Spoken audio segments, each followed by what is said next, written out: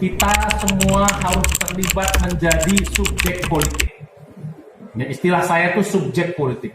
Dalam politik ini gendangnya cuma ada dua. Kalau kita tidak jadi subjek, kita akan jadi objek. Kalau kita tidak menjadi pelaku politik, kita akan menjadi korban politik. Cuman itu gendangnya, nggak ada gendang yang lain. Kenapa kita harus menjadi pelaku politik? Karena mayoritas bangsa kita ini justru meninabobokkan para konstituen. Karena konstituen disuruh menjadi tanda petik korban politik, disuruh nyoblos, hanya sekedar dikasih duit sedikit, ya akhirnya mereka berkuasa karena sibuk sudah mengasih uang kepada para konstituennya, akhirnya mereka menikmati kedudukan politik itu. Nauzubillah. Apa? Untuk kepentingan negara yang saya katakan tadi, melawan kezaliman, menegakkan keadilan. Karena yang mahal di negeri ini adalah keadilan. Paling mahal sekarang negeri ini.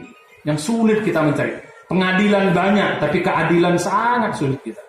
Ya, makanya kita tagline kita ini. Ya, supaya ada nilai perjuangannya. Ya, bukan di sini kita bergabung, bukan menjadi anggota dewan, bukan menjadi gubernur, menjadi apa? Wali kota atau bupati, ya. Atau mungkin presiden misalnya, tidak. Tapi kita untuk supaya bagaimana bangsa ini menjadi bangsa yang bermaju, yang bermanfaat bagi kita semua rakyatnya. Jangan sampai yang maju itu hanya segelintir orang. Saya katakan tadi para elit-elit politik, justru semua yang di bawahnya menjadi korban politik. Nauzubillah, summa nauzubillah. Maka mulai sekarang kita harus bergerak.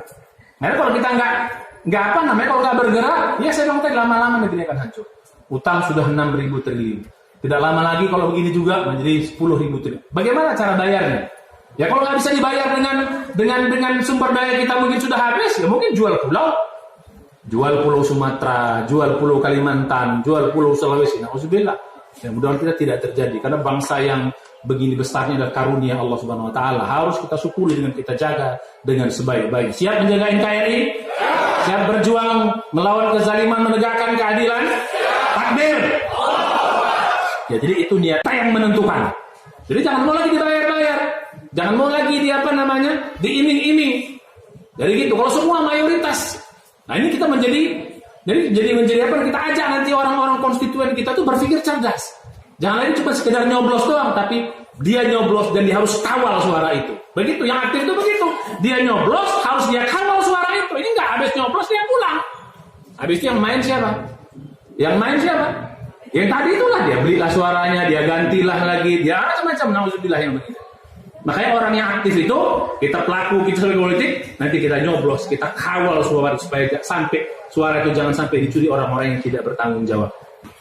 Jadi dari hasil hubungan Pak Amin Rais dan kita semua ternyata apa?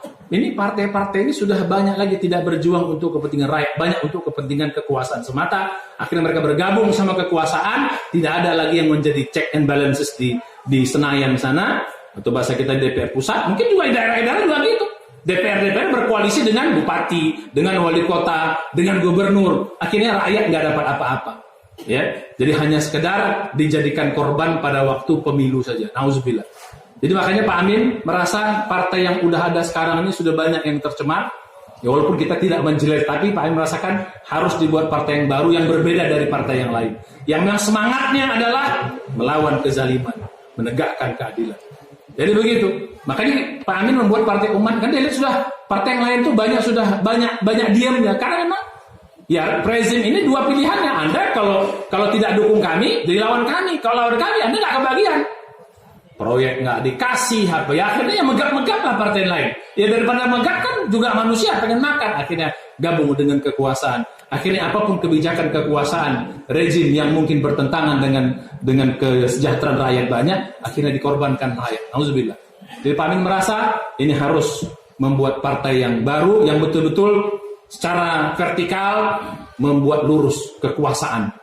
Ya, makanya kita tidak ada rasa canggung kita mengkritik pemerintah. Kita bukan mengkritik tanda petik pemerintah dalam artian yang ini, bukan menjatuhkan, tapi kita mengkritik adalah kebijakan yang salah, kebijakan yang zalim, kebijakan yang tidak berlandaskan pada keadilan. Itu yang kita kritik. Ya, jadi kita jangan takut menyuarakan itu.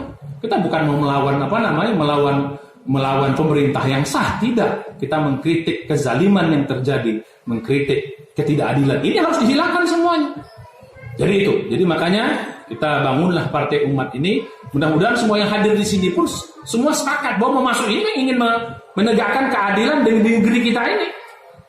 Ya, maka tagline kita itu lawan kezaliman, tegakkan keadilan. Makanya berharap ya semua di sini ya harus itu. Nanti kalau kami di pusat akan mengkritik pemerintah pusat, yang di daerah juga begitu. Ya, di apa namanya? Di Medan ini ya sampaikan kalau ada kezaliman yang dilakukan oleh pemerintah daerah, ya sampaikan kezaliman itu. Ya sampaikan bahwa itu nggak benar. Kita juga bukan hanya sekedar memberikan kritik, tapi juga kita akan menyampaikan solusi-solusi insya Allah.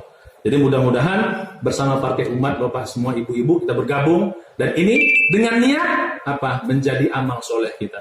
Dan ini dengan niat apa? Menjadi amal soleh kita.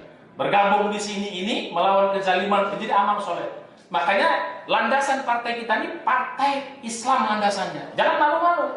Ini memang Islam supaya ini jadi ibadah, tapi manfaatnya ingat, landasannya Islam, tapi manfaatnya rahmatan lil alamin. Apa arti rahmatan lil alamin?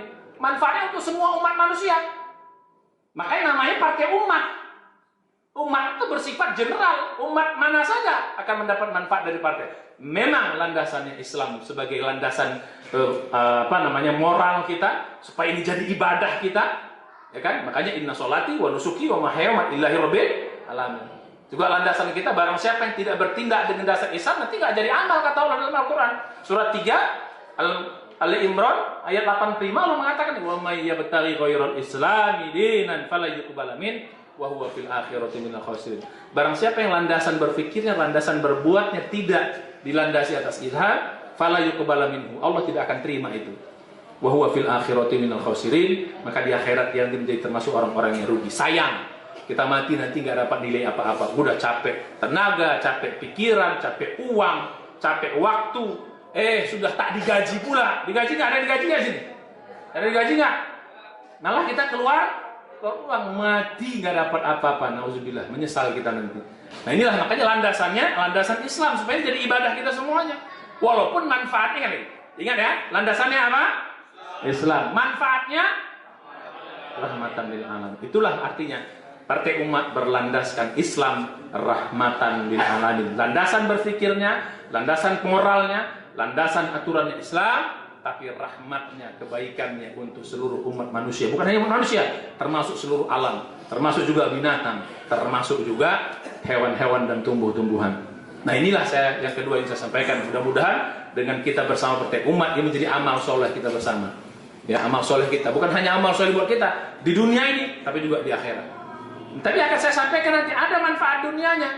Seperti tadi disampaikan oleh sahabat Hendra. Ya memang secara materi kita nggak dapat, tapi saya akan sampaikan banyak manfaat nanti yang kita dapatkan. Tapi jangan berpikir materi, jangan berpikir kekuasaan, langsung otomatis dapat manfaatnya. Saya akan ceritakan nanti, supaya kita jadi tambah semangat, supaya kita mengajak orang lain, mengajak anak muda, mengajak remaja-remaja untuk bergabung, mengajak emak-emak ini Permata, mengajak emak-emak atau mengajak itu, kita bisa mengajak bahwa ada dan banyak manfaatnya di dunia ini kita dapat. Tapi bukan dalam bentuk materi, bukan dalam bentuk kekuasaan. Yang akan sebentar lagi akan saya sampaikan. Yang pada poin ketiga. Jadi karena itu sekali mari kita landaskan niat ini. Ya, landasan Islam.